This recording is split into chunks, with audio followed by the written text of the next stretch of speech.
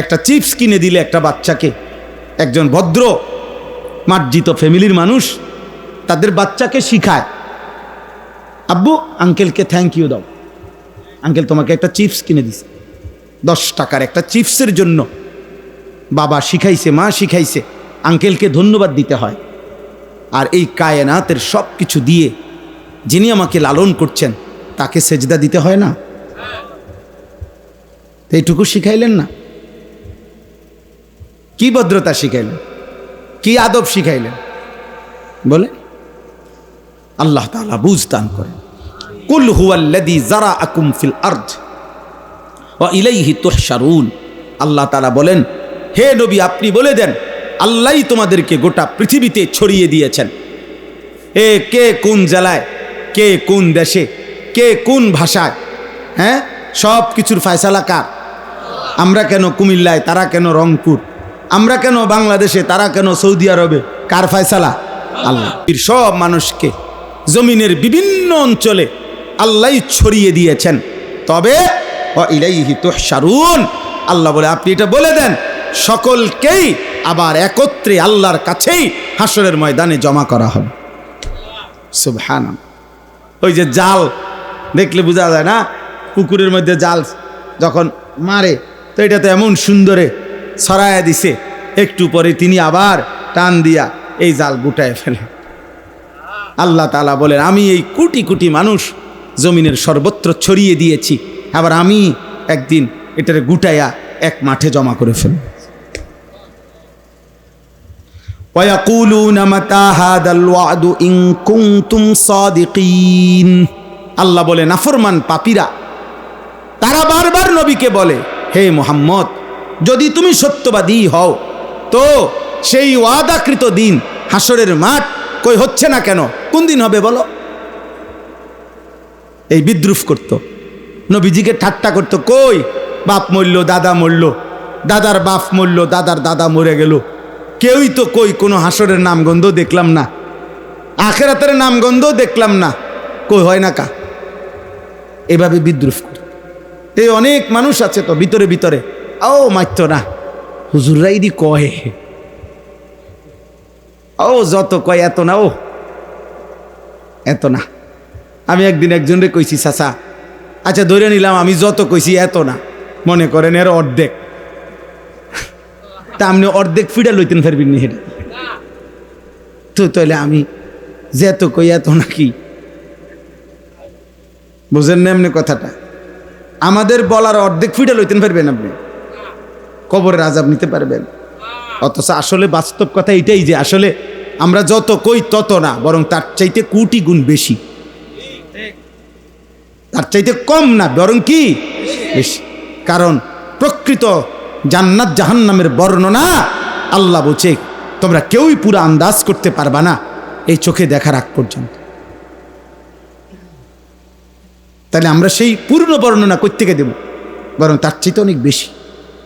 তো এবার আল্লাহ বলেন, কুল আপনি বলেন, ইন্নামাল ইলমু, ওই ভাই দেখেন মাশাআল্লাহ এক টানা মোবাইলটা ধরে রাখছে, আল্লাহ পাক তাকে সাংঘাতিক ধৈর্য দান করছে। আল্লাহ তাআলা হ্যাঁ অনেকক্ষণ কঠিন ধৈর্য দিছে তাকে। আল্লাহ হাত হয়তো ব্যথা করতে আছে, মাগার মোবাইল নামায়, কারণ 1 সেকেন্ড মোবাইল থেকে বিচ্ছিন্ন হওয়া মানে মরে যাওয়া। আহা বদনসিব, হায় দুর্ভাগা মুসলমান।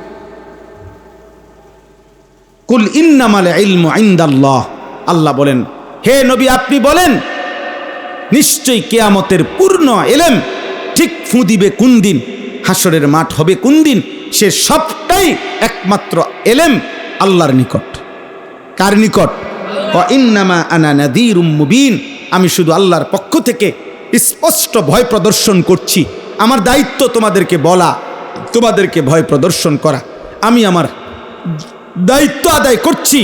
আর প্রকৃতপক্ষে ঠিক কোন দিন ইসরাফিল ফুঁ দিবে সেই ইলম কার কাছে? ফালাম্মা রাআউহু যুলফাতান সিআত বুজুহুল লাযীনা কাফারু ওয়া ক্বিলা হাদাল্লাযী কুনতুম বিহি তাদউন।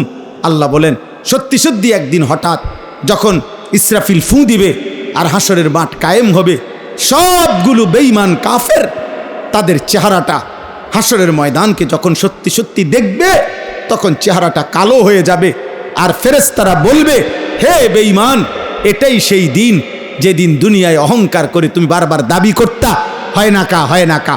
এই হইল আজকে, আজ হইল, আজ হইল, এটাই সেই দিন। এবার আল্লাহ বলেন, কুল আরাআইতুম ইন আহলাকানি আল্লাহু ওয়া মান মাইয়া আও রাহিমানা ফামান ইউজিরুল কাফিরিনা মিন আযাবিন আলীম। হে নবী, আপনি বলেন, হে কাফেররা, নাফরমানরা, বেঈমানরা, শোনো, আমি নবী মুহাম্মদ, আমাকে আর আমার অনুসারী সাহাবাদেরকে, ইমানদারদেরকে যদি আল্লাহ দয়া করে মাফ করে দেয়, জান্নাত দেয়, অথবা আযাবও দেয়, তো আমারে যাই করে করুক, আমার অনুসারীদেরকে যাই করে করুক, কিন্তু নাফরমানার পাপের কারণে তোমাদেরকে আল্লাহর আযাব থেকে রক্ষা করবে কে, সেটা বলো। বুঝেন নাই কথাটা? আমার যা হয় হইব, ধরে নিলাম, কিন্তু আপনি বাঁচবেন কেমনে? আপনি বাঁচবেন কেন? নাউজুবিল্লাহ, আপনি বাঁচবেন কেন? হ্যাঁ, দিয়া দেখবেন না দৌড় কারে কয়,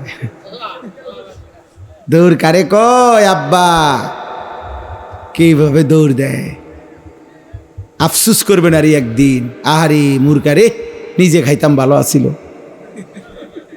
আহারে লাউ কদু নিজে খাইতাম রাইন্দা, এটাই ভালো আছিল।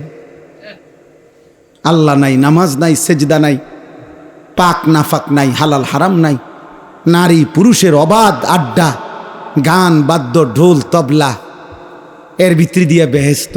বাহ বাহ বাহ, বেহেশত আপনার আব্বার সম্পত্তি না। আস্তাগফিরুল্লাহ, আস্তাগফিরুল্লাহ। কুল হুয়ার রহমানু আমান্না বিহি ওয়া আলাইহি তাওয়াক্কালনা ফাসাতা'লামুনা মান হুয়া ফি যালালিম মুবিন। আল্লাহ বলেন, হে নবী, আপনি বলে দেন, ওই মহান আল্লাহ, আমরা তার উপরে পূর্ণ ঈমান এনেছি, আল্লাহর উপরে ভরসা করে আছি। আর কসম বান্দা, মনে রেখো, হে আমার নবীকে আল্লাহ বলছে, বলেন, অচিরেই তোমরাও দেখবা, আমরাও দেখব, হকের উপরে কে আছে আর গুমরাহির উপরে কে আছে। কুল আরাআইতুম ইন আসবাহা মাউকুম গাওরান ফামান ইয়াতিকুম বিমাইন মাঈন। আল্লাহ তাআলা বলেন, শেষ আল্লাহ তাআলা দুনিয়ার আরেকটা ছোট্ট উদাহরণ দিয়ে আল্লাহ এই সূরা শেষ করছে। আল্লাহ তাআলা বলেন, বান্দা, হে নবী, আপনি বলেন, আমি আল্লাহ যদি তোমাদেরকে প্রতিদিন যে পানি সারা পৃথিবীর তোমরা ব্যবহার করছো, তোমাদের নিত্য প্রয়োজনীয় প্রয়োজনে, এই পানির যে লেয়ার, এই পানির যেই মাটির নিচে যেটুকু গভীরতার নিচে পানিটা থেকে, ওইখান থেকে প্রতিনিয়ত পানি উঠতেছে, আল্লাহ বলেন, আমি যদি ওইটা ওইখানে না রাইখা একদিন যদি আমি জমিনের তলদেশে ওই পানিটা নিয়ে যাইগা, ওইটার লেয়ার, তা তোমাদের জন্য এই কোটি কোটি মানুষের একদিনের ব্যবহারের পানি বলন কই পাইবা এই মজা। কোরআনুল কারীমের মধ্যে আছে, নবীজি সাল্লাল্লাহু আলাইহি ওয়াসাল্লামকে আল্লাহ তাআলা বলছেন, ওয়াদাক্কির ফাদাক্কির ইন নাফাআতিদ যিকরা। হে নবী, আপনি যদি বোঝেন নসিহত করলে ফায়দা হবে, এমন প্রত্যেক জায়গায় আপনি উপদেশ বারবার দিতে থাকেন। আর মনে রাখবেন, সায়াযাক্কারু মান ইয়াখশা, যার অন্তরে আল্লাহর ভয় আছে, সে আপনার কথা থেকে উপদেশ গ্রহণ করবে। ওয়ায়াতাজান্নাবুহাল আশকা, আর প্রত্যেক বদনসিব দুর্ভাগা আপনার কথা থেকে, উপদেশ থেকে দূরে সরে থাকবে। তাহলে আল্লাহ তাআলা বলেন, আপনি বলতে থাকবেন, যার দিলে আখেরাত আছে, আল্লাহর ভয় আছে, সে গ্রহণ করবে। আর দুর্ভাগা বদনসিব, আখেরাত যার দিলে নাই, সে তার থেকে দূরে সরে। আল্লাহ তাআলা কোরআনে আরো বলছে, ফাদাক্কির ইন্নামা আনতা মুদাক্কির।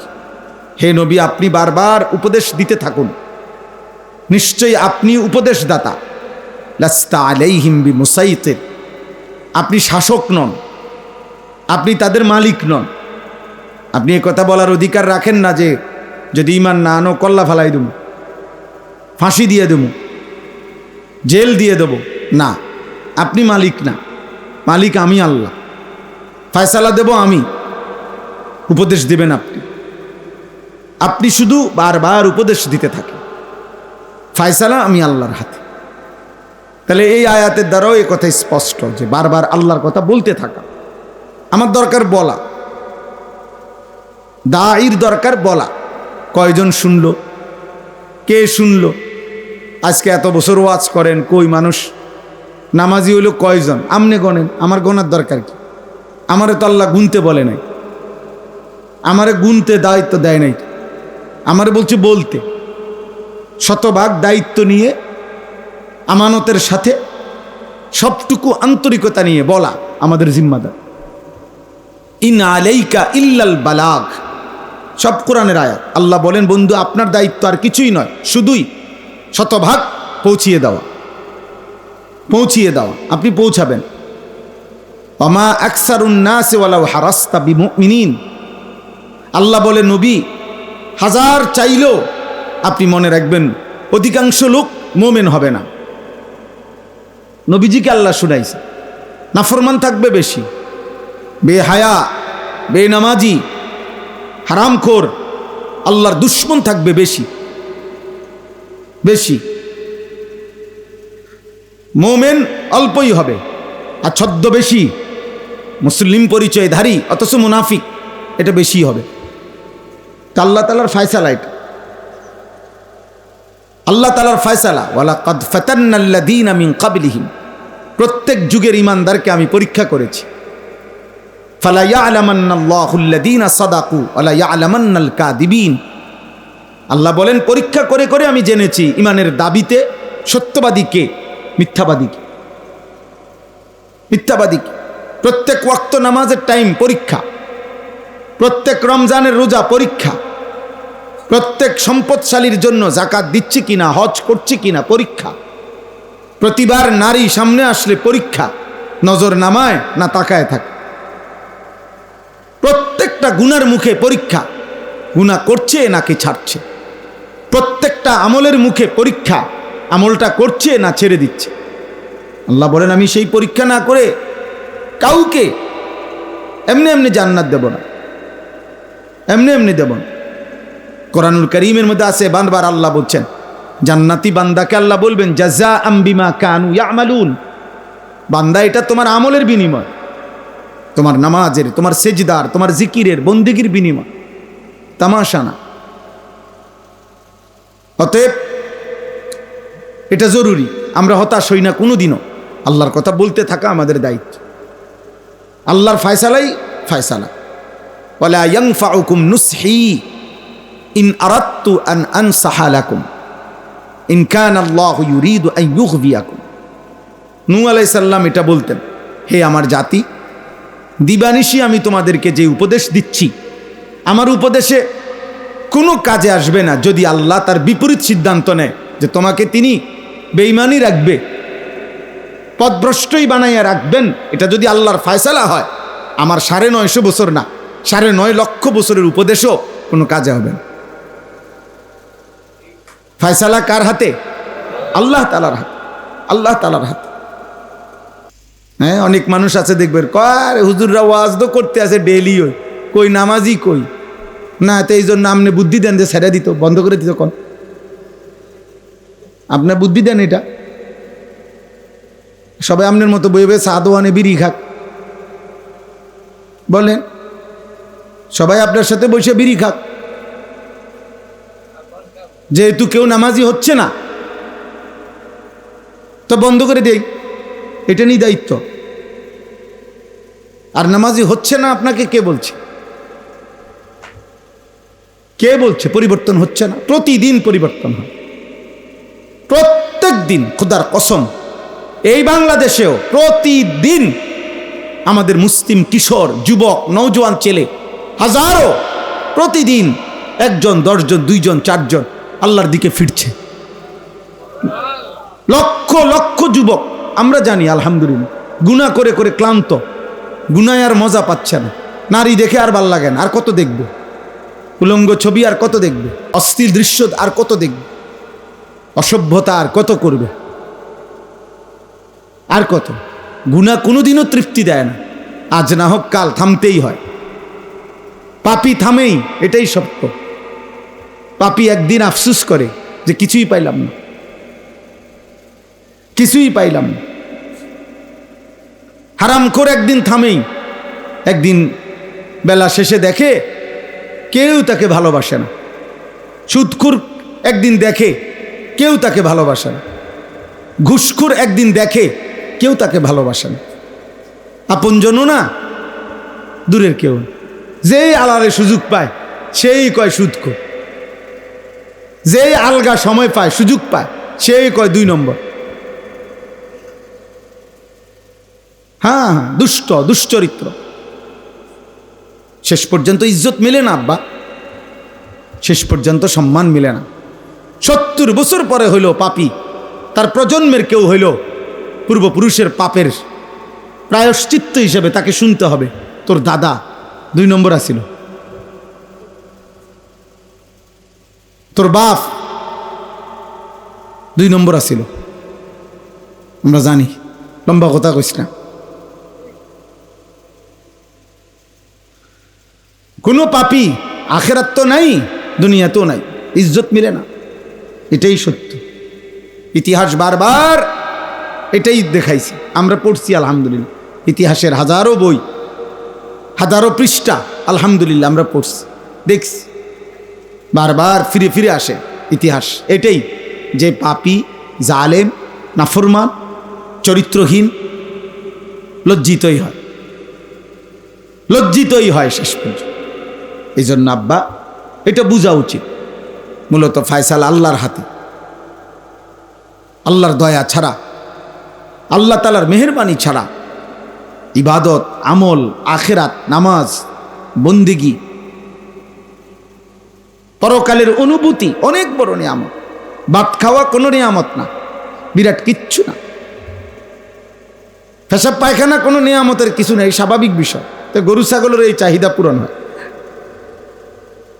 ঘর দুয়ার, বিল্ডিং, দালান, এটা কোনো নিয়ামত না।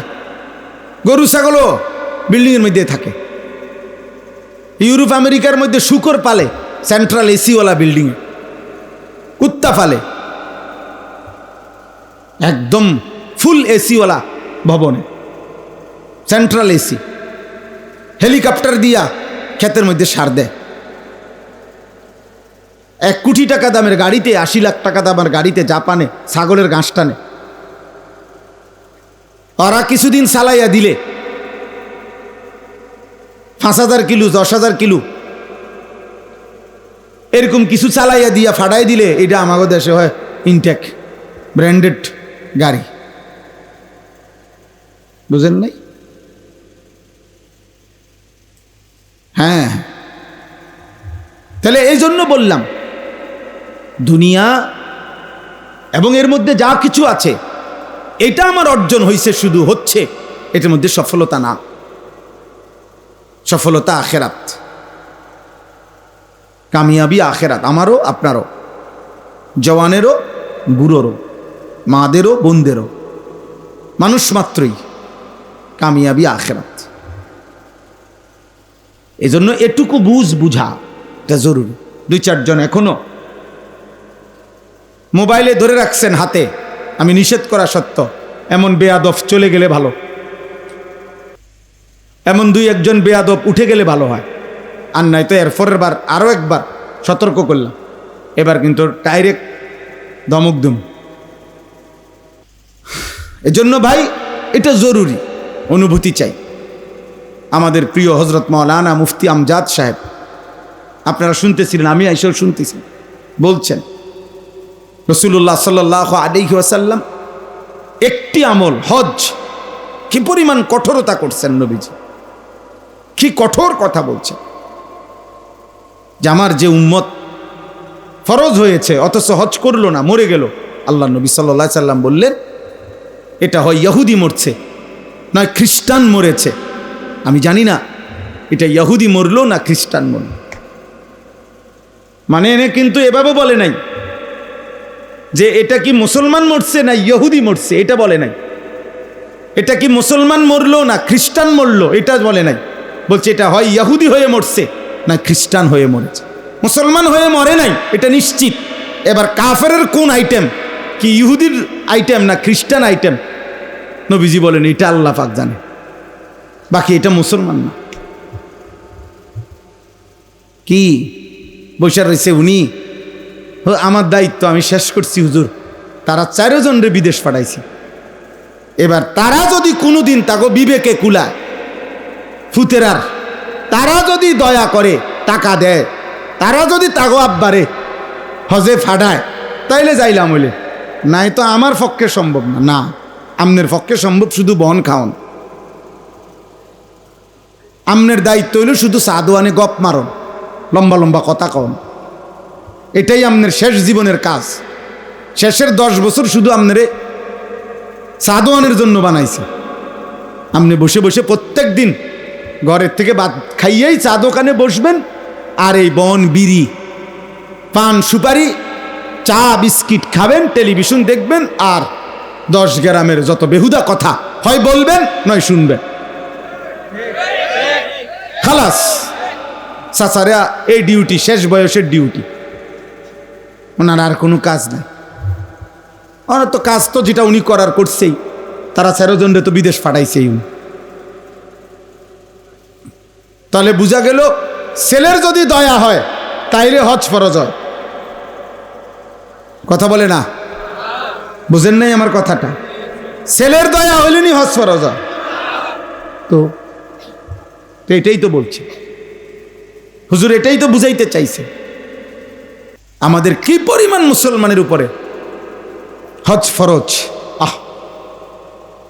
12 লক্ষ টাকা করে 3 ফুটের লেগা 3 × 36 লাখ টাকা ব্যবস্থা করছে উনি, কিন্তু আল্লাহর ঘরের জন্য উনি 6 লাখ টাকা ব্যবস্থা করার মতো হিম্মত কলিজায় উনার নাই, কারণ এই হৃদয়ে যে আখেরাত নাই,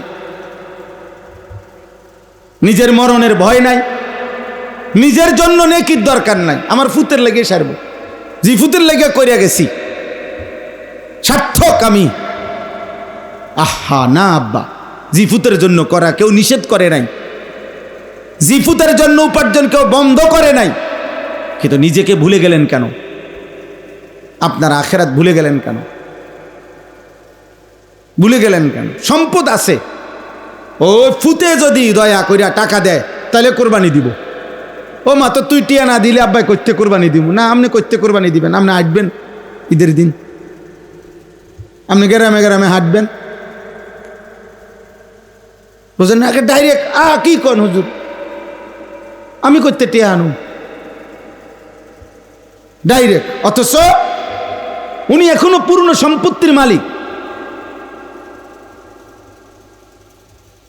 এখনো অ্যাকাউন্ট ওনার নামে, এখনো ওনার কাছে কোরবানি ফরজ ওয়াজিব হওয়া পরিমাণ সম্পদ আছে, টাকা আছে, জমা টাকা আছে, বুঝতেই চায় না।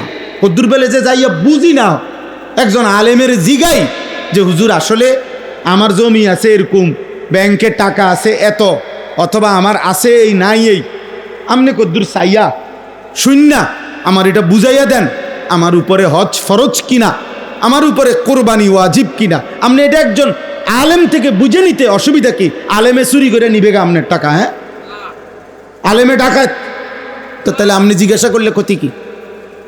বলেন আপনারা, এখানে যদি 10 জন বুড়ো মানুষ হন, 20 জন বুড়া মানুষ হন, আপনি কোন দিন নিজে বুঝা গিয়া বলে আমি গেছি হুজুরের কাছে, আমি হিসাব দিছি, আমার সম্পত্তি এই, আমার ব্যাংকে এত টাকা, আমার জমি এতটুকু, আমার কাছে আছে এই, আমার উপরে হজ ফরজ কিনা, আমার উপরে কোরবানি ওয়াজিব কিনা, আমার উপরে জাকাত ফরজ কিনা, এটা বুঝতে গেছেন আপনি, নিজে বুঝে আসছেন, এমন 100 না 1000-এর মধ্যে একজন মিলা কঠিন হয়ে যাবে।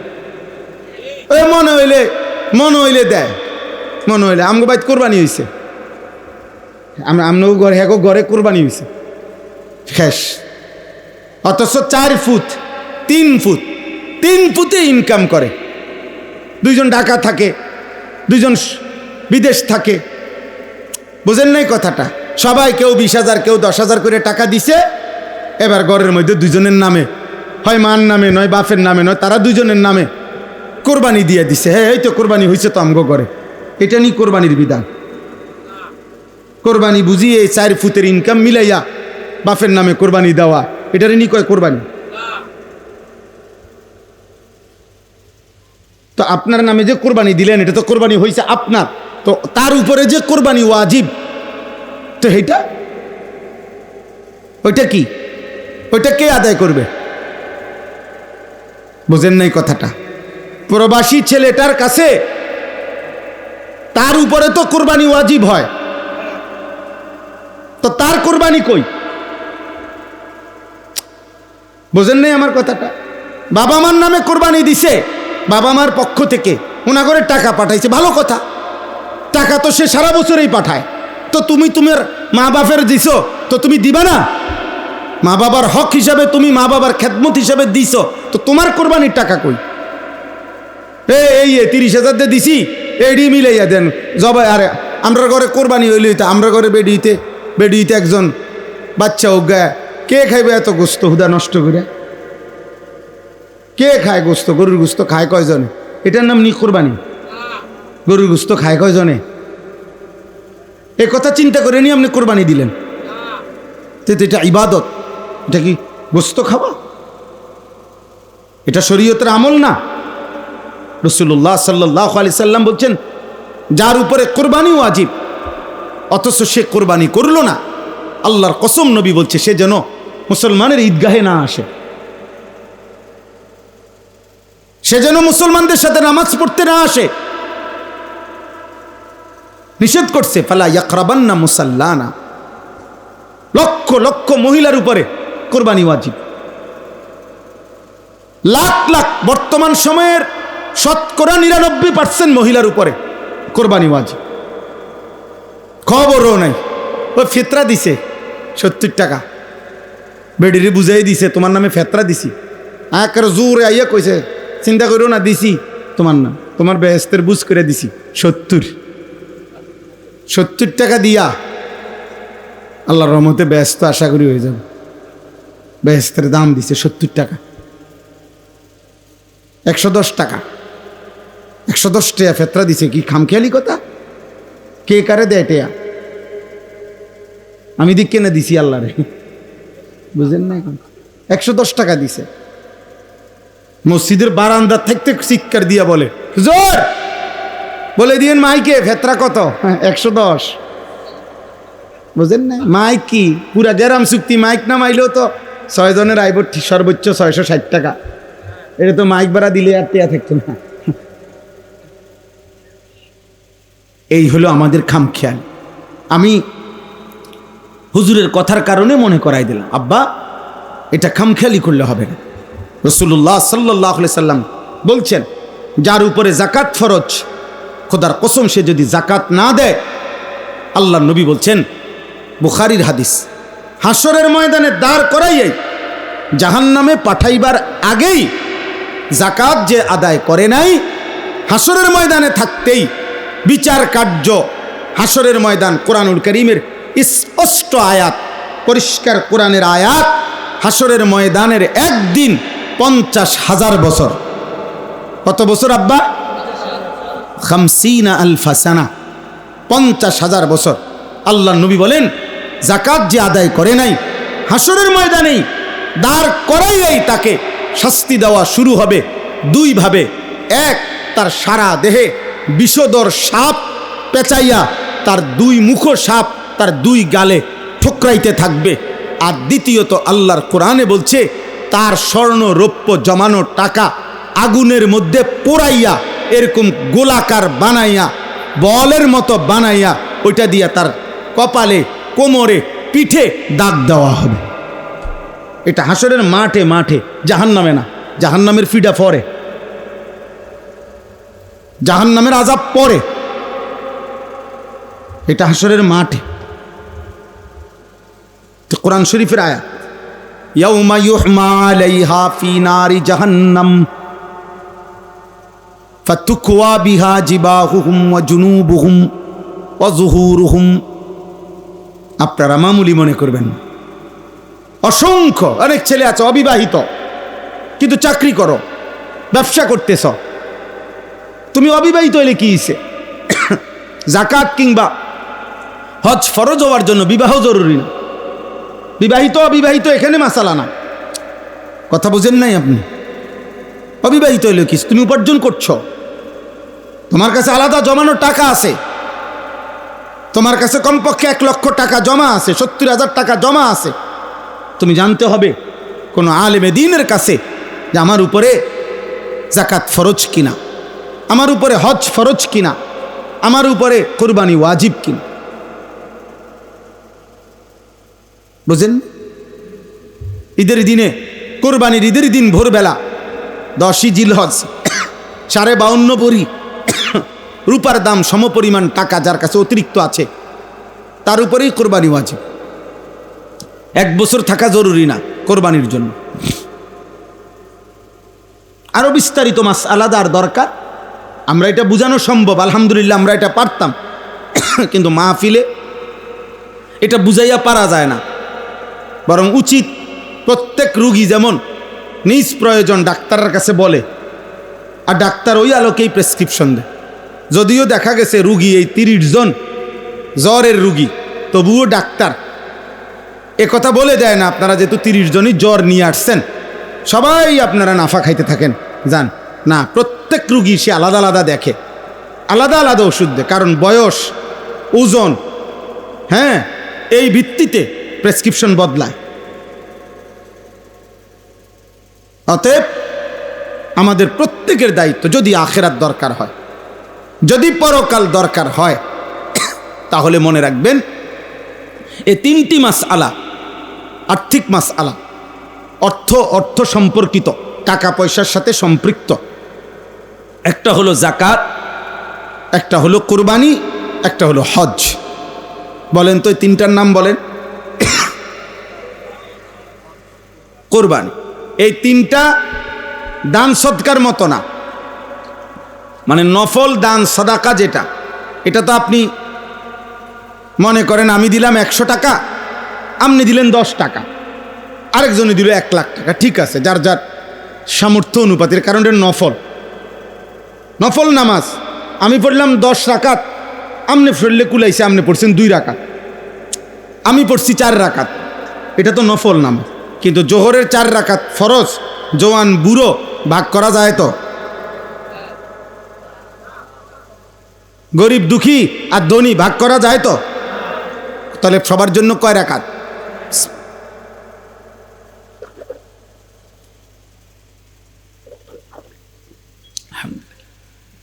এটা বুঝছেন কিনা?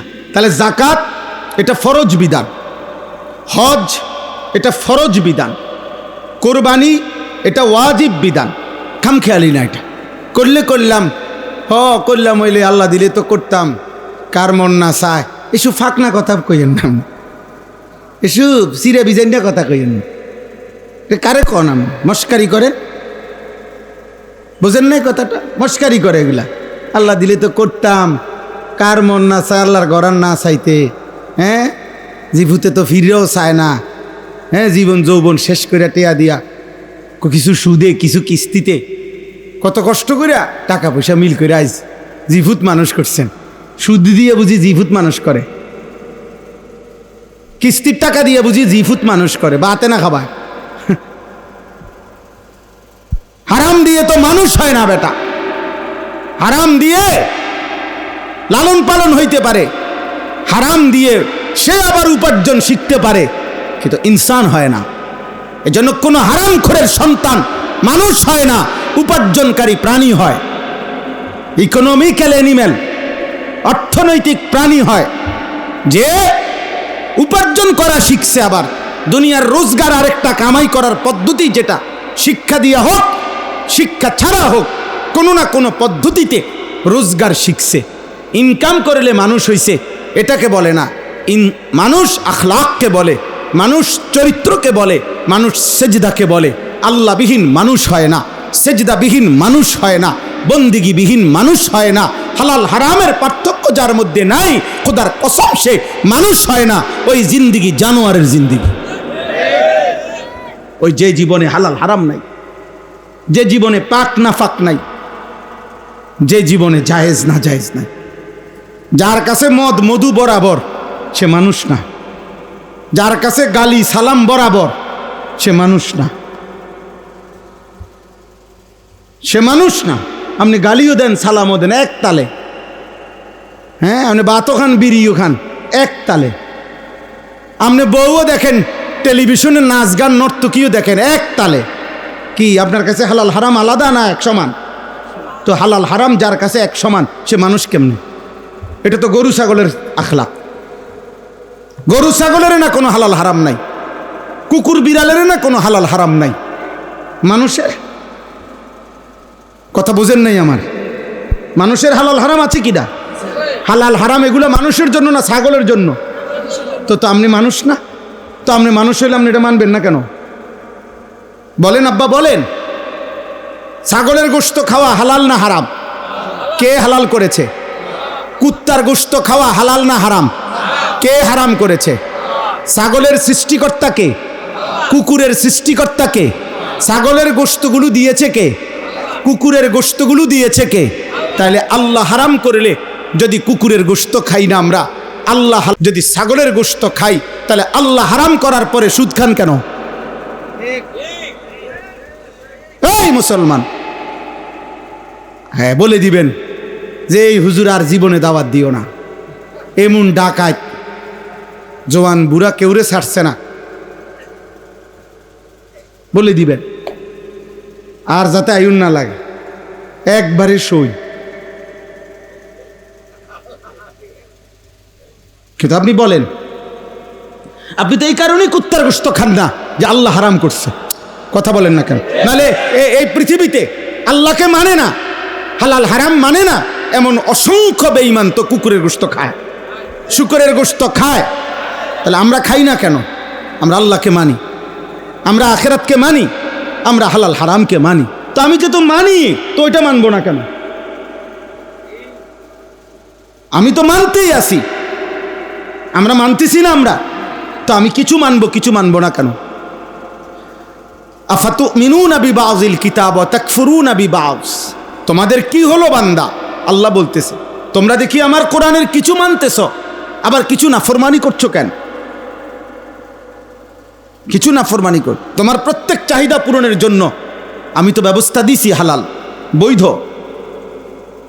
অতএব আজকে আপনাদের কাছে অনুরোধ করলাম, আব্বা জওয়ান ভাই তোমাদের কাছে অনুরোধ, প্রিয় ভাই প্রিয় বাবা, পর্দার আড়ালের মা বোন, সবার জন্য আমাদের জরুরি আখিরাত নিয়ে ভাবা। আপনি আমি যেই কোনোভাবে আপনি বুঝেন বা না বুঝেন, খামখেয়ালি করেন আর মস্কারি করেন, টিটকারি করেন আর ইটকারি করেন, আপনি মরে যাবেন। বুঝেন কিংবা না বুঝেন, ঘুমে থাকেন কিংবা সজাগ থাকেন, অট্টালিকায় থাকেন আর কুড়ে ঘরে থাকেন, জীবনে কোনোদিন দুঃখ পান নাই আপনিও মরবেন, জীবনে কোনোদিন সুখ পান নাই আপনিও মরে যাবেন। 3 বেলা খানা খাইলেও মৃত্যু হয়, না খাইলেও মৃত্যু হয়। হ্যাঁ, সুস্থ মানুষেরও মৌত হয়, অসুস্থ মানুষেরও মৃত্যু হয়। তাহলে যে সত্য নিশ্চিত আমাকে মরতে হবে, আমি সেখান থেকে চোখ বন্ধ করলেই এটা হবে না এমন না। কেউ যদি ঝড় তুফান হইতেছে আর সে যদি চোখ বন্ধ করে কয় না কোনো ঝড় তুফান হইতেছে না, ঝড় তুফান হইতেছে না, তুমি চোখ বন্ধ করে রাখছো, বেওকুফ, তুমি চোখে না খুলবা, তুমি চোখ খুললেই তো দেখবা কি হইতেছে, তুফান হইতেছে। তাইলে আমরা প্রত্যেকেই, আমাদের আল্লাহ আমাদেরকে সৃষ্টি করেছেন, আমাদের সমস্ত অঙ্গ প্রত্যঙ্গ আল্লাহ দিয়েছেন, আমাদের বিবেক, আমাদের বুদ্ধি, আমাদের বোধ, আমাদের বিবেচনা, আমাদের আকল, আমাদের দিমাগ, আমাদের চোখ, আমাদের কান, আমাদের দেহ, আমাদের অন্তর, আমাদের প্রত্যেকটা সিদ্ধান্ত নেওয়ার ক্ষমতা, নড়া চড়া হাঁটা, সব কিছু কে দিয়েছেন? তো তাকে আমি ভুলবো কেন? আর তিনি আমার কি ক্ষতি করলেন? তিনি আমার লস কি করলেন? আমি আল্লাহর নাফরমানি কেন করব? ওমালিয়া লা আ'বুদুল্লাযী ফাতারানি ওয়া ইলাইহি তুরজাউন। সূরা ইয়াসিনের মধ্যে আছে, একজন ইমানদার, উনার পুরা জাতি কাফের, উনি একা মুমিন, এই একা ইমানদার ব্যক্তি তিনি দাঁড়াইয়া সমস্ত কাফেরদের সামনে দাঁড়িয়ে বলছে, হে আমার জাতি, তোমরা আমাকে বলো তো, যিনি আমাকে সৃষ্টি করেছেন আমি কেন তার ইবাদত করব না? এবং বললেন, যার কাছে তোমাদের সকলকে আমাকে ফিরে যেতে হবে তার ইবাদত আমি কেন করব না?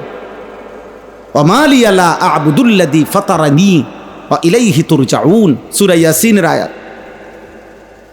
আ'আত্তাখিযু মিন দুনিহি আলিহাতান ইন ইউরিদনির রাহমানু বিদুররিন লা তুগনি আন্নী শাফাআতুহুম শাইআন ওয়া লা ইউনকিদুন। আমি যদি আল্লাহকে ছেড়ে দেই আর অন্য কাউকে ধরতে যাই, অন্য কেউ তো আমারে কখনো কোনো বিপদ বা মুসিবত থেকে এক সেকেন্ডের জন্য আমাকে তো রক্ষাও করতে পারবে না, উদ্ধারও করতে পারবে। আমি অন্যকে ডাকবো কেন? আমি অন্যের কাছে যাব কেন? আজকে আপনারা মেনে নিচ্ছেন ঠান্ডা মাথায়, আপনারা ঘরের ব্যাপারে যত্নবান, আপনারা আপনাদের ঘর ফার্নিচার, আপনারা আপনাদের ইট বালু সিমেন্ট, আপনাদের সমস্ত আসবাবপত্রের ব্যাপারে খুব কেয়ারফুল, যেন 2 নম্বর না হয়, ভালোটা। কিন্তু নিজের স্ত্রী ছেলে মেয়ের ব্যাপারে খুব বেশি অসচেতন। ছেলেটা 1 ওয়াক্ত নামাজ পড়ে না, এই নিয়ে আপনার কোনো মাথা ব্যথা নাই, আপনার কোনো চোখের পানি নাই, আপনার কোনো আহাজারি নাই। মেয়েটা পর্দা করে না, স্ত্রী পর্দা করে না, হায় মুসলমান, এই নিয়ে আপনাদের কোনো ভাবনা নাই, কোনো ভাবনা নাই। 18 বছরের ছেলেটা একদিনও ফজরের নামাজ পড়ে না, 365 দিনে খোদার 1 বছরে বাবা মা জীবিত, এমন নিকৃষ্ট নাফরমান, এমন নিকৃষ্ট বেয়াদব, এই বেয়াদব মুসলমান মা বাবার ঘরে ঘুমাইয়া 1 বছরে কোনোদিন বলতে পারবে না 5 ওয়াক্ত নামাজ কাকে বলে। এমন হাইওয়ান, এমন পশু আপনি পালতেছেন, আর আপনি কোন সংসারের লেগে আপনি সব করছেন। কি সংসার এটা? কিসের সংসার এটা? কিসের জিফুতিটা? কিতা বলেন ইডি? আল্লাহ কোরআনুল কারীমের মধ্যে নূহ আলাইহিস সালামকে বলছে, ওনার ছেলে কেনান, বেঈমান ছেলেটা যখন ডুবে যাইতেছে, নূহ আলাইহিস সালাম আল্লাহর কাছে দোয়া করছিলেন, আল্লাহ আমার সন্তান, আমার বংশধর। কোরআনুল কারীমের মধ্যে আছে, আল্লাহ তাআলা ডাইরেক্ট নিষেধ করছে, সাবধান, ইন্নাহু লাইসা মিন আহলিক, এটা তোমার সন্তান না, ইন্নাহু আমালুন গায়রু সালিহ, বললেন এটা বেআমল নাফরমান, ফালা তাসআলনি, বলছেন হে নূহ, এমন নাফরমান সন্তানের জন্য তুমি আমার কাছে কিছু চেয়েও না। হাত তুলো না, হাত নামাও। নূহ আলাইহিস সালাম হাত নামায় ফেলছে। কোরআনের আয়াত সূরা হুদের মধ্যে আছে, আল্লাহ বলছে হাত নামাও নূহ, এমন নাফরমান সন্তানের জন্য আমার কাছে হাত তুলো না। বলে কিভাবে মেনে নিলাম আমরা? কিভাবে মেনে নিলাম? আস্তাগফিরুল্লাহ। আজ আমরা আপনাদেরকে বুঝাইতে চাই, মাদ্রাসা শুধু কেবল একটি শিক্ষা প্রতিষ্ঠান না, মাদ্রাসা জীবন শিখায়, মাদ্রাসা আখিরাত শিখায়, মাদ্রাসা গন্তব্য চিনায়, মঞ্জিল চিনায়। আমাদের প্রত্যেকের গন্তব্য চাকরি জীবন না। আমরা ভাগ করে নিছি নিজের জীবন, প্রথম কিছুদিন পড়ালেখা, কিছুদিন উপার্জন, কিছুদিন রিটায়ার্ড পারসন, শেষ, এর মধ্যে একদিন মৃত্যু। মানে জীবনকেই 3টা ভাগ করে নিছি। কয়দিন পড়ালেখা করলাম, কয়দিন উপার্জন করলাম, এবার কয়দিন জিফুত নাতি নাতনি নিয়া আমি একটু বিশ্রামে আসি। এখন ছেলেপেলের আল্লাহর রহমতে লাইন ফাইন হয়েছে, ওরাই এখন হুজুর কামাই রোজগারি করে, আমি 3 বেলা ভাত খাই, বিকালবেলা আপেল খাই, মালটা খাই, মাগরিবের পরে 1 গ্লাস দুধ খাই, আর শরীরে যে দুর্কুলায় গপসপ মারি। এই আল্লাহর আপনাকে দোয়ায় ভালো আছি। ন ভালোই তো আপনি, মাশাআল্লাহ, আপেল খাইতেছেন, মালটা খাইতেছেন। চাচা আপনি ভালো না তো ভালা কি? বুঝেন না? যে আপেল খায় সেই তো কামিয়াব, শেষ বয়সে যে মালটা খায় সেই তো কামিয়াব। তাহলে এই জীবন শেষ, হায়াত মিলাই লাইলেন, আখিরাত, কবর, হাসরের মাঠ, পরকাল। আল্লাহ আমাদেরকে বুঝ দান করেন, ভাবতে শিখেন, ভাবতে শিখেন। খামখেয়ালি করেন, খামখেয়ালি করে। আল্লাহ বলছে পৃথিবী আমি এমনিই দিলাম, তোমারই দিলাম বান্দা, তুমি সবটা পৃথিবী ভোগ করো, যেখানে পারো যাও, কোনো মানা নাই। যেখানেই যাবা আমার রিজিক আছে। দেশে থাকো, কোনো মানা নাই। বিদেশ যাইবা, কোনো মানা নাই। বিদেশ যাওয়া হারাম, কথা বলে না। বিদেশ যাওয়া মাকরু, না না। হুয়াল্লাযী জাআলা লাকুমুল আরদা দালুলা, আল্লাহই গোটা জমিন তোমাদের অধীন করে দিয়েছেন। ফামশু ফি মানাকিবিহা, এই যে সূরাত আছে, আল্লাহ বলে তোমরা আল্লাহর জমিনের যেখানে মন চায় সেখানেই যাও, কোনো সমস্যা নাই। আকুলু মির রিজকি, আল্লাহ বলে আল্লাহর রিজিক তালাশ করো, বক্ষণ করো, সবখানেই রিজিক পাইবা। আমি সব জায়গায় রাখছি, সব জায়গায়। শুধু বান্দা দেশে থাকো আর বিদেশ থাকো, গ্রামে থাকো আর শহরে থাকো, ব্যবসা করো কিংবা চাকরি করো, আয় করো আর উপার্জন করো, কোনো মানা নাই। ঘর করো, সংসার করো, বাজার করো, ব্যবসা করো, বিল্ডিং করো, ছেলে মেয়ে বউ বাচ্চার সংসার করো, কোনো মানা নাই। শুধু বান্দা মনে রেখো ওয়া ইলাইহিন নুশুর, আমি আল্লাহর কাছে ফিরতে হবে। এই কথাটুকু শুধু মনে রেখো। আমার আর কোনো আপত্তি নাই। তুমি ভাত 3 প্লেট না 10 প্লেট খাইলেও আমি মানা করব না, খাইবা না, এটা তোমার জন্যই তো দিছি আমি। বোঝেন নাই আমার কথাটা? তোমাকে তো আমি নিষেধ করি নাই, আমি তো বলি নাই তোমাকে বান্দা, বাধা দিচ্ছি না তো, খাও ভোগ করো, দুনিয়া তোমার জন্য। কিন্তু তুমি আমার কথা মনে রেখো, আমার কাছে আসতে হবে। আমারে ভুলবা কেন? সারে দুনিয়া তেরে লিয়ে, তু সিরফ মেরে লিয়ে। তাম দুনিয়া তোমার জন্য, তুমি শুধু আমার জন্য। আমি শুধু তোমার সেজদা চাই, আমি তোমার গোলামি চাই। গোটা পৃথিবী আমি তোমাকে দিলাম, যাও নাও। ওয়াসাখখারা লাকুম মা ফিস সামাওয়াতি ওয়াল আরদ, আল্লাহ তাআলা বলেন আসমান ও জমিনের সব আমি তোমাদের অধীন করে দিয়েছি। আওয়ালাম ইয়ারাউ ইলাত তাইরি ফাওকাহুম সাফাতিন ওয়া ইয়াকবিদন, আল্লাহ বলে আমার কুদরত দেখবা বান্দা, দেখবা আমি তোমারে দেখাই। তোমার মাথার উপরে যেই পাখিটা ওড়ে, ওর দিকে দেখো, একটা নজর ওই পাখিটাকে দেখো। এই শূন্য বাতাসে এই পাখিটা একবার ডানা বিস্তার করে ওড়ে, আবার এই শূন্য বাতাসেই একবার ডানা বন্ধ করে গুটাইয়া স্থির হয়ে থাকে। সাফাতি ওয়া ইয়াকবিদন, আল্লাহ বলে এটা আমি করি। মা ইউমসিকুহুন্না ইল্লার রহমান, আমি আল্লাহ ছাড়া এই পাখিকে শূন্যে এভাবে ভাসমান রাখা অন্য কারো পক্ষে সম্ভব না। সুবহানাল্লাহ, কে মালিক? আল্লাহ বলেন ওই পরিমাণ একটা পাখির ওজন যদি হয় 0.5 কেজি, তুমি 0.5 কেজি ওজনের একটা মাটির ঢিলা উপরে মারো তো দেখো এটা স্থির থাকেনি। তো পাখিটা থাকে কেন? আমি রাখি, আমি রাখি, আমি রাখি। 40,000 ফিট উচ্চতায়, 36,000 ফিট উচ্চতায় বিমানটা ওড়ে। 600 জন যাত্রী, প্রত্যেকের 2টা করে লাগেজ। কি পরিমাণ ফুয়েল! 6,000 কিলোমিটার, 7,000 কিলোমিটার পথ যাবে সেটা শূন্যে। কত বেশি পরিমাণ তেল এটার ভিতরে আছে, কত কিছু যন্ত্রপাতি, ওজন, ভার। বিমানটার ওজন কত, তেলের ওজন কত, মালগুলার ওজন কত, মানুষটির ওজন কত। আয় করিম, এই বিশাল ওজনের এই বিমানটা 6,000 কিলোমিটার একসাথে উড়ে যাচ্ছে, মাঝখানে কোথাও ব্রেক দেয় না। আল্লাহ তাআলা বলে এটা আমি করি, আমি করি।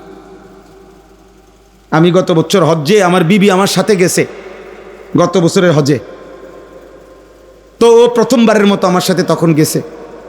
তো বিমানটা যখন আকাশে উঠতেছে, আমি হঠাৎ করে এহরাম অবস্থায় কথার প্রসঙ্গে বললাম আর কি ওরে, যে বুঝছুনি, তুমি বোঝনি কোথায় আছি আমরা, কত ঊর্ধ্বে এই বিমান উঠতেছে, কি বিশাল মহাশূন্যে, কত ঊর্ধ্বে, কত ভারী, কত ওজন, কেমনে আল্লাহ তাআলা এটা উড়াইতেছে, উঠতেছে। এই কথা কইতেছি, ওই ডরে আমার গায়ে হাত দিয়ে কইছে, কইডি কইেন নাই, দি কইেন। মহিলা মানুষ তো কাইপা উঠছে যে বাপরে, মানে কল্পনা করলো তো বিশাল ব্যাপার। আল্লাহ তাআলা বলেন বান্দা এটা আমি করেছি। এমন মালিক, আমি 24 ঘন্টা তোমারে লালন পালন করি, সেই মালিকের একটা সেজদা দিতে মন চায় না। আরে 24 ঘন্টা বেটা এখানে বেটা, গত 24 ঘন্টায় 5 ওয়াক্ত নামাজের একটা সেজদা যার কপালে নাই, তোর চাইতে নিকৃষ্ট বেয়াদব আসমানের নিচে জমিনের উপরে কোনো বেয়াদব এর চাইতে বড় হইতে পারে না বেটা। তোর চাইতে বড় বেয়াদব আর কেউ না বেটা। বেয়াদব বেটা, বেয়াদব এটা 100% বেয়াদব বেটা, 100% অসভ্য বেটা। তোকে মানুষ না বলে জানোয়ার বললে ভালো হইতো, তোকে জন্তু জানোয়ারের সাথে শোয়াইয়া দিলে ভালো হইতো। বেনামাজিকে হাইওয়ানের সাথে শোয়াইয়া দিলে ভালো হইতো। মানুষের সমাজে তুমি বেমানান, মনুষ্য সমাজে তুমি বেমানান। তোমার জানোয়ারের সাথে রাখলে ভালো হইতো, কারণ ও সেজদা দেয় না, তুমিও সেজদা। ও মুত্তা ফানি লয় না, তুমিও মুত্তা ফানি লও না।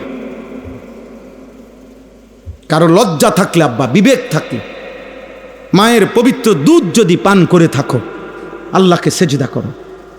চালাক মনে করো না মিয়া। হ্যাঁ, 2-4 কলম পড়ালেখা আমরাও করছি। আল্লাহ বললেন কেন? জেনারেল পড়ে আপনি বিরাট কিছু হয়ে গেছেন। হ্যাঁ, পদার্থবিজ্ঞান আর জীববিজ্ঞান, রসায়ন বিজ্ঞান আর উচ্চতর গণিত, তথ্য যোগাযোগ প্রযুক্তি, আল্লাহর কোরআনের এক শব্দের সামনে কোন যুক্তিতে পৃথিবীর কোনো বেঈমান, কোনো কাফের, কোনো ইহুদি, কোনো খ্রিস্টান, কোনো পৃথিবীর ইউনিভার্সিটি আজ পর্যন্ত প্রমাণ করতে পারে নাই যে এই বৈশ্বিক জেনারেল বইগুলো আল্লাহর কোরআনের একটি অক্ষরের সামনে ওইটা দামি। এর কোনো যুক্তি, এর কোনো বৈজ্ঞানিক ব্যাখ্যা, এর কোনো যুক্তি কোনো বেঈমানের কাছেও নাই বেটা। চলেন, চ্যালেঞ্জ করলাম বেটা, কোনো সায়েন্টিফিক ব্যাখ্যা নাই, কোনো যুক্তি নাই। একটা যুক্তি দেখান। হ্যাঁ, আপনারা যদি এই সমাজ কোনো ইমামকে মূল্যায়ন না করেন, এটা আপনাদের ব্যর্থতা, এটা কোরআনের ব্যর্থতা না। আপনারা যদি মসজিদের হুজুরকে মূল্যায়ন না করেন, আপনি না বানাইছেন 6,000 টাকা বেতন, কথা বুঝেন নাই আপনি? আপনি না বানাইছেন 10,000 টাকা বেতন, আপনি না বেতন দেন না 6 মাস, তো এটা তো আপনার ব্যর্থতা। এটা আল্লাহ তাআলাই বলছে তোমরা ইমাম সাহেবকে সর্বনিম্ন বেতন দিও, এটা রাসূলুল্লাহ সাল্লাল্লাহু আলাইহি ওয়াসাল্লাম বলছে। তাহলে এটা ব্যর্থতা। কয় হুজুর এলে কিতা হইব, কইতে ভাত খাইবা, তো আপনার কলিজার ভিতরে আলেমে দ্বীনের মর্যাদা নাই, এটা তো আপনার দুর্ভাগ্য, এটা তো আপনার দুর্ভাগ্য, আপনার ব্যর্থতা মিয়া, তো কোরআনের ব্যর্থতা না। রাসূলুল্লাহ সাল্লাল্লাহু আলাইহি ওয়াসাল্লামকে যেই সমস্ত নাফরমানরা মূল্যায়ন করে নাই, এতে করে নবী সাল্লাল্লাহু আলাইহি ওয়াসাল্লামের ইজ্জতের মধ্যে কমছে কদ্দুর? ওমা মোহাম্মদ হামিদে হামদে খুদা বাস, খুদা মদহে আফরি মুস্তাফা বাস। আল্লামা ইকবাল বলছে, শোনো দুনিয়াবাসী, নবীজি সাল্লাল্লাহু আলাইহি সাল্লাম একা আল্লাহর যত প্রশংসা করছেন, আল্লাহর প্রশংসা আর কেউ না করিলে মুহাম্মদের একার প্রশংসাই আল্লাহর জন্য যথেষ্ট। আর মুহাম্মদের প্রশংসা সাল্লাল্লাহু আলাইহি সাল্লাম, নবীজির প্রশংসায় এক আল্লাহ যত প্রশংসা করছে, গোটা কায়নাত যদি আর কোনোদিন নবীর একটা প্রশংসাও না করে, এটাই যথেষ্ট। মুহাম্মদ হামিদে হামদে খুদা বাস, খুদা মদহে আফরি মুস্তাফা বাস। মুহাম্মদ আজ তুমি খাহাম খুদারা, খুদায়া আস্তু হুব্বে মুস্তাফারা। আল্লাহর নবী মুহাম্মদ আল্লাহর ভালোবাসায় পূর্ণ করেছেন, নবীর ভালোবাসায় আল্লাহ পূর্ণ করেছেন সাল্লাল্লাহু আলাইহি ওয়াসাল্লাম। কি ভাবছেন নিয়ে আপনার আমার ভালোবাসার সস্তা 2-4 স্লোগান নবীর।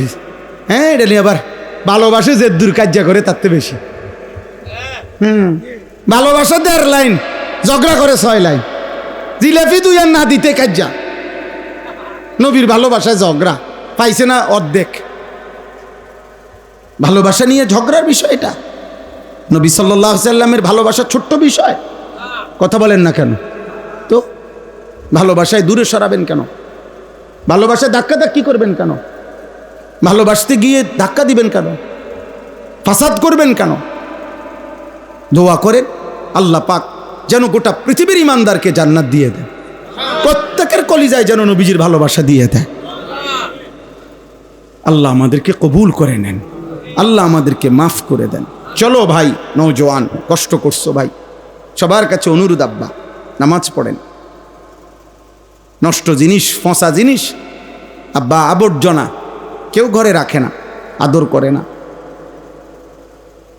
যেই ছেলে, যেই যুবক, যেই নারী, যেই মহিলা পচে যায়, চরিত্রহীন হয়, নষ্ট, লম্পট, চরিত্রহীন নারী, ছবি, অশ্লীল দৃশ্য, মদ, জুয়া, গাঁজা, ফেন্সিডিল, ইয়াবা, গান, বাদ্য, হারাম নারীর সাথে প্রেম, জিনা, ব্যভিচার, পুরুষ কিংবা নারী, বিবাহিত কিংবা অবিবাহিত, অসভ্যতার সাথে যেই সম্পৃক্ত, ও পচামাল, ও নষ্ট জিনিস, একদিন এই সমাজ তাকে ফেলে দিবে। আরে কেউ মনে রাখে না, নষ্ট জিনিস মানুষ ফেলে দেয়, আবর্জনা ডাস্টবিনে ফেলায়, আবর্জনা কেউ ঘরে রাখে না।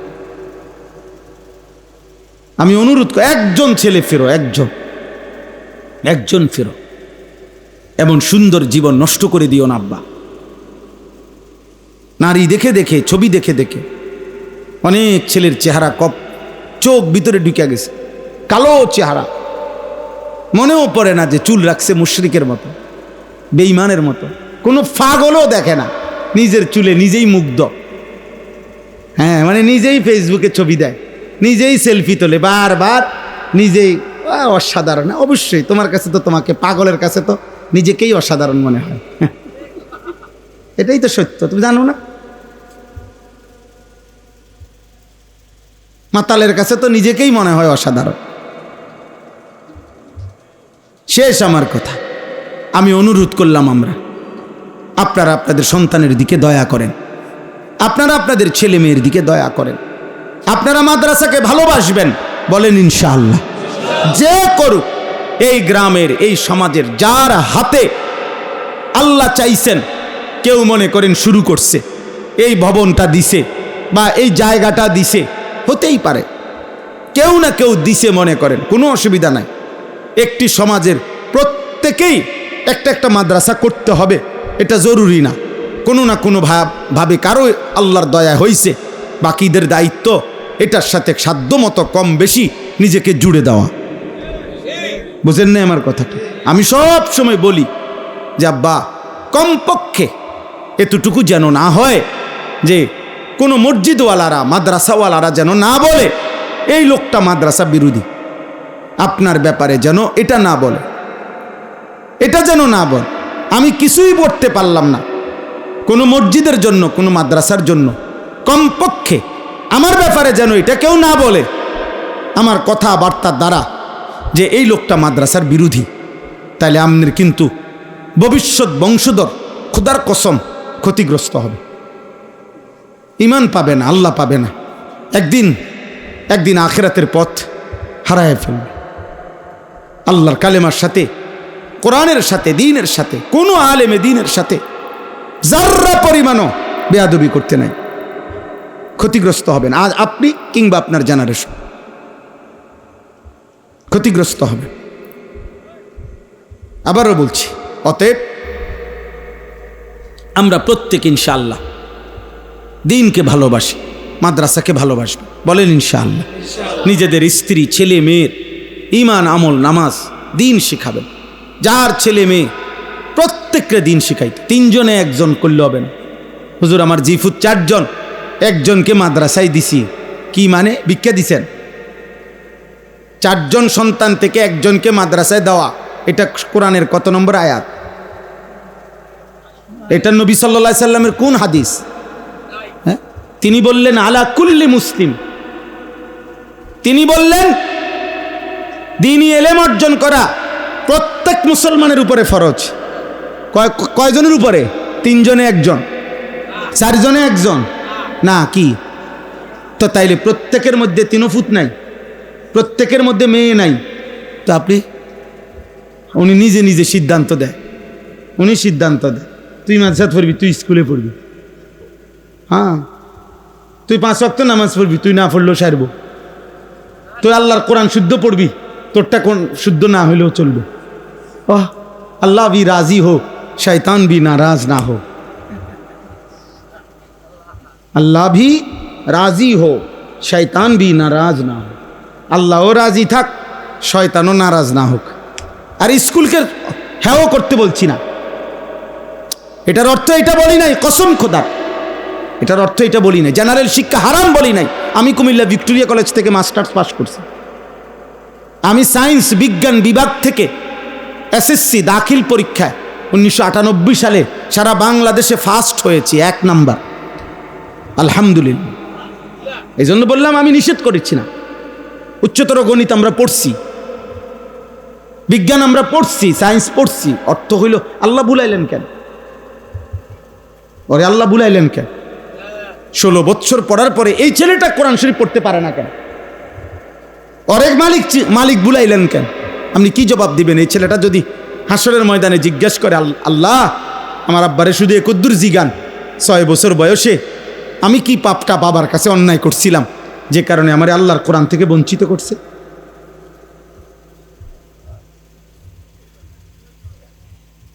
কি জবাব দিবে সেই বাপ? বলেন না, কোনো জবাব হবে কি তখন? হ্যাঁ, বলে হুজুর আমি চেষ্টা করছি। ঠিক আছে, আপনি চেষ্টার হক আদায় করছেন। যদি এটা আল্লাহর বুঝে হয়, আল্লাহ তো দেখছে আপনি চেষ্টা কদ্দুর কি করছেন, আল্লাহ জানে। কথা বলে না, আল্লাহ দেখছে, ফয়সালা তিনি করবেন, ফয়সালা আল্লাহ করবেন। কিন্তু আপনি খামখেয়ালি করলেন, খামখেয়ালি করলেন। হ্যাঁ, জিফুত সব মাদ্রাসাত পড়লে সব আল্লাহ খুদা মাইন্ডে, সংসার চলবো কেমনে? না, সংসার চলতো না, সংসার চলতো না। সংসার আমনে চালান। আল্লাহ বলে না বান্দা, লা নাসআলুকা রিজকা, বাপ কিংবা ফুত, মা কিংবা ঝি, কারো রিজিক দেওয়ার জন্য আমি কারো সাহায্য চাই না। নাহনু নারযুকুক, আমি একা সকলকে রিজিক দেই। মায়ের রিজিক আমি দেই, মেয়ের রিজিক আমি দেই, বাপের রিজিক আমি দেই, সন্তানের রিজিক আমি দেই। কে? আল্লাহ আমাদেরকে কবুল করে নেন, আল্লাহ আমাদেরকে দিন দান করেন। এই জন্য মাদ্রাসাকে ভালোবাসবেন তো ইনশাআল্লাহ। আল্লাহ তাআলা এই মাদ্রাসা কবুল করে নেন, মাদ্রাসার জরুরত পূরণ করে দেন। আল্লাহ তাআলা আমাদেরকে আল্লাহর উপরে, দিনের উপরে থাকার তৌফিক দান করে। 1 মিনিটে 2 মিনিটে তরজমা শুনেন। কুল হুয়াল্লাযী আনশাআকুম ওয়া জাআলা লাকুমুস সামআ ওয়াল আবসারা ওয়াল আফইদা কালীলাম মা তাশকুরুন। 29 নম্বর পারা, 67 নম্বর সূরা, সূরা মুলক। এই সূরার শেষ অংশ আমি পড়ছিলাম। আল্লাহ বলেন, হে নবী আপনি বলে দেন, তিনি আল্লাহই তোমাদের সকলকে সৃষ্টি করেছেন। তোমাদের কান, চোখ, অন্তর, অর্থাৎ যার দ্বারা প্রতিনিয়ত তোমরা দুনিয়ার সমস্ত প্রয়োজন, জ্ঞান, বুদ্ধিমত্তা আহরণ করো, সেই কান, চোখ, অন্তর, এ সব কিছু তিনি তোমাদেরকে দিয়েছেন। কালীলাম মা তাশকুরুন, অথচ আফসুস তোমরা সেই আল্লাহর কৃতজ্ঞতা আদায় করো কম। আল্লাহ বলেন, সৃষ্টি করলাম আমি, কান, চোখ, হৃদয় দিলাম আমি, অথচ আমার কৃতজ্ঞতাই কম আদায় করছে। আমার কথাই মনে পড়ছে কম। এ কেমন কথা? আমার কথাই মনে পড়ে। কি নাফরমান মানুষ।